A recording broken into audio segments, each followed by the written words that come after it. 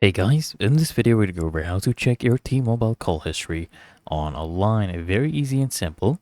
First, you want to go ahead and log into your account online and then select the My Account, a drop-down menu.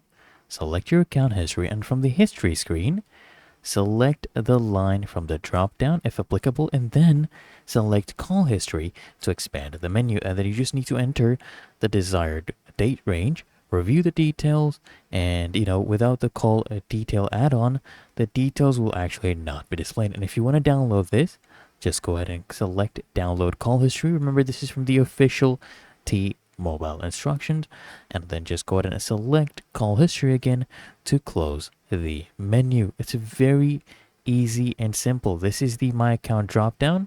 Okay, you want to go ahead and click on that and then go account history and then follow these steps accordingly.